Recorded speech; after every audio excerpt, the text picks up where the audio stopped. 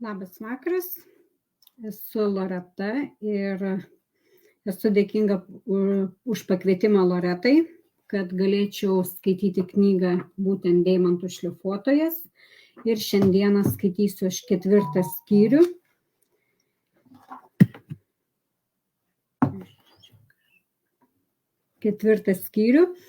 Visur slypintis potencialas.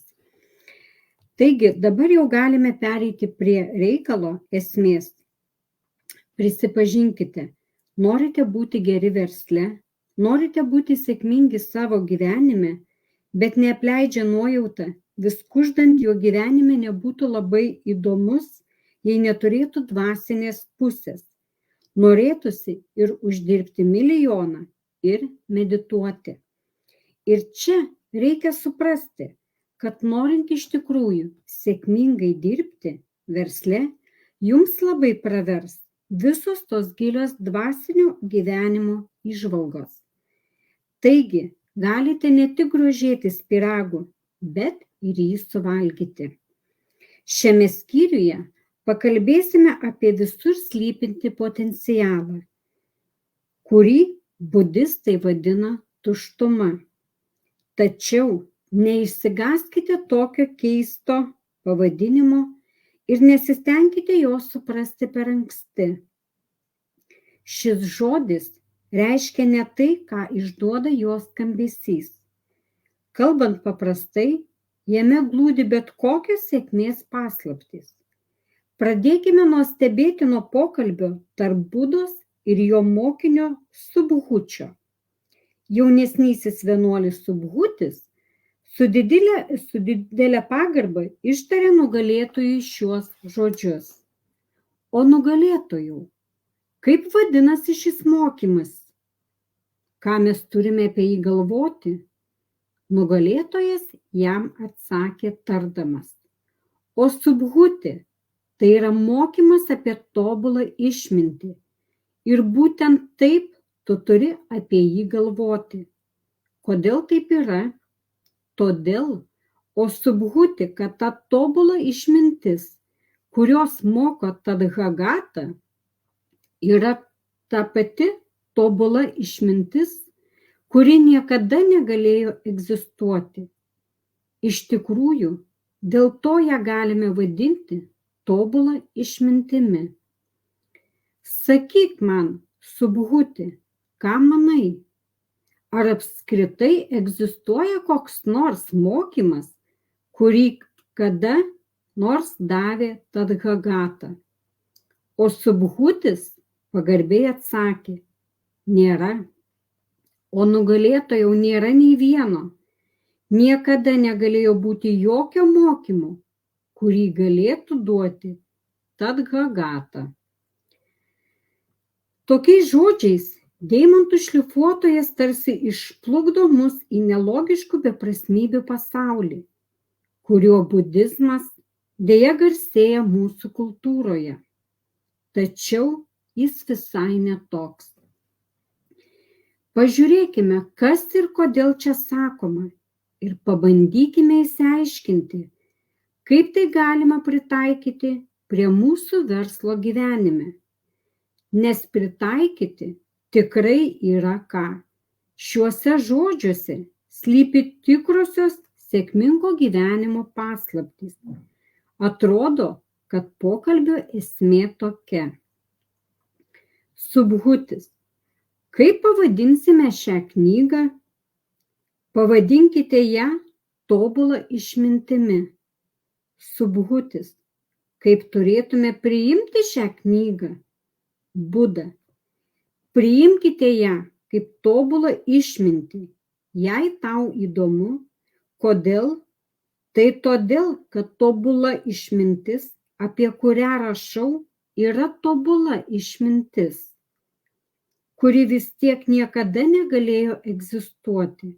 Ir būtent todėl nusprendžiau pavadinti šią knygą tobula išmintimi.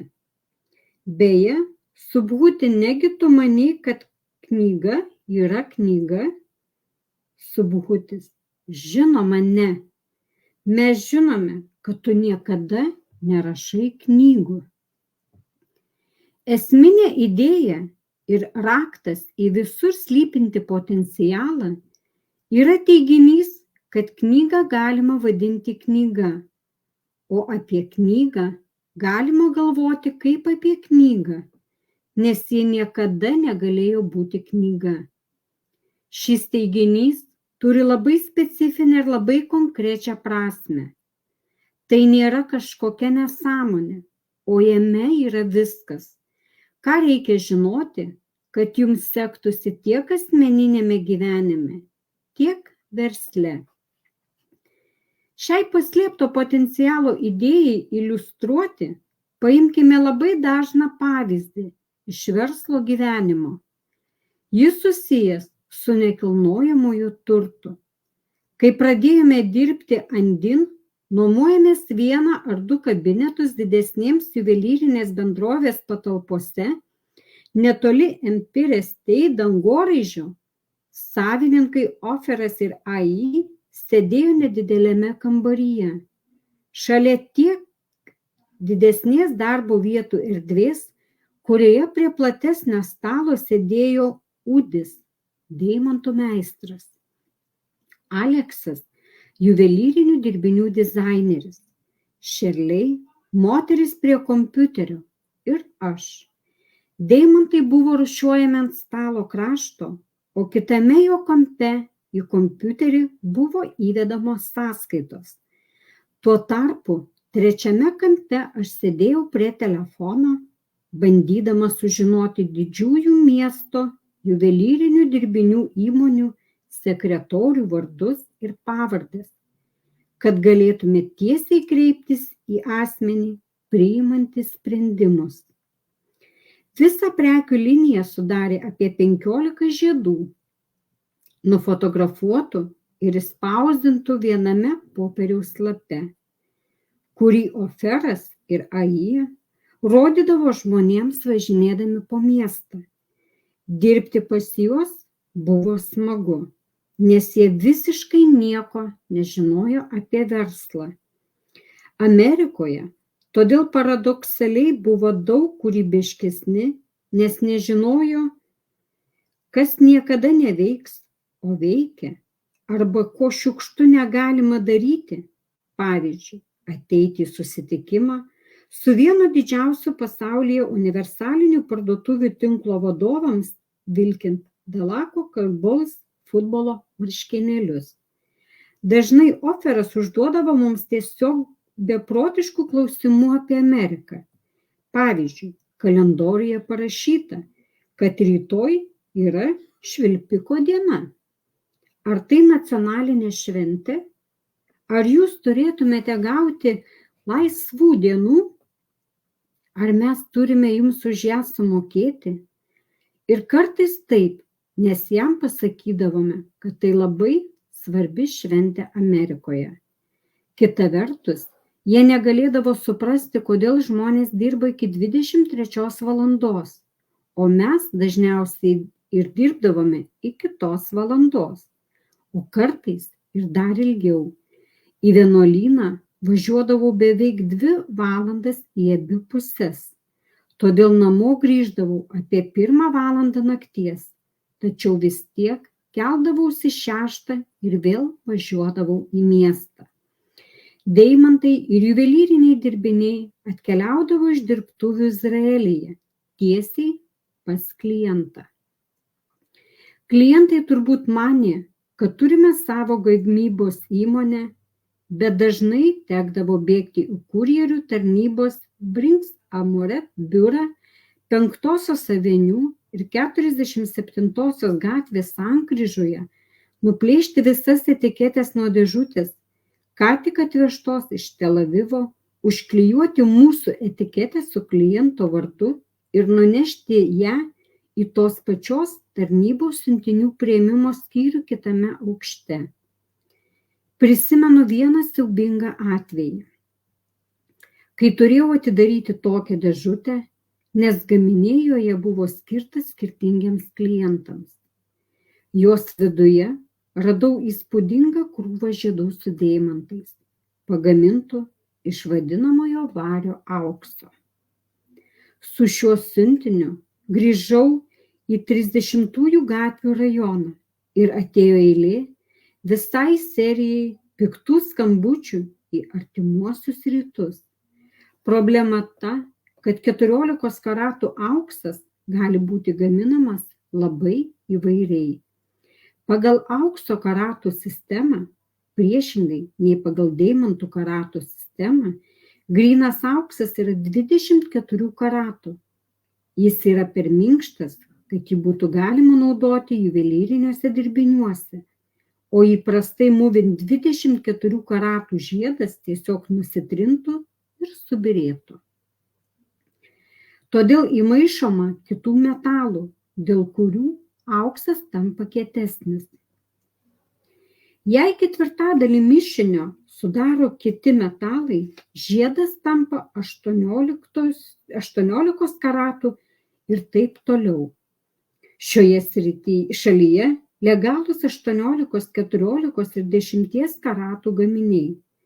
Nuo to, kokio metalo pridėsite, kad žiedas taptų kietesnis, priklauso ir jos spalva. Jei pridėsite nikelio, auksas įgaus šviesesnį gelsvą spalvą.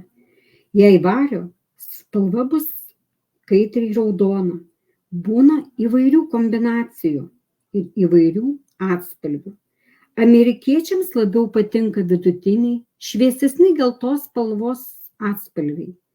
Azijiečiai paprastai renkasi sodrią aukso spalvą, o daugelis europiečių rausvesnę, beveik vario spalvą. Mūsų siuntos gaminiai per klaidą buvo išlieti europietiškos spalvos. Tai vienas iš prisiminimų iš pirmųjų mūsų įmonės gyvavimo metų, kuriuos branginu labiausiai. Visa mūsų 3 ar 4 žmonių gauja suprakaitavę skubame į dirbtuves miesto centre. Aukso dengimo cechą, kur bandome įkalbėti savininką skubiai pridėti dar vieną geltonojo, brangaus aukso sluoksnį ant rausvojo. Sėdžiu su šiais būsimaisiais multimilijonieriais prie stalo ir su maždaug 15 merginų iš Puerto Riko, Oferas ir Ai šaukia vienas kitam hebrajiškai. Merginos šaukia ispaniškai ir niekas nesupranta, kodėl norime auksą padengti auksu. Tačiau netrukus visi, petys į petį, susiglaudę virš šių deimantinių žiedų, dažome juos specialiais chemikalais, skirtais apsaugoti tas dalis, kurių nenorime pageltoninti. Vėliau surizikavome ir įkūrėme dirbtuves.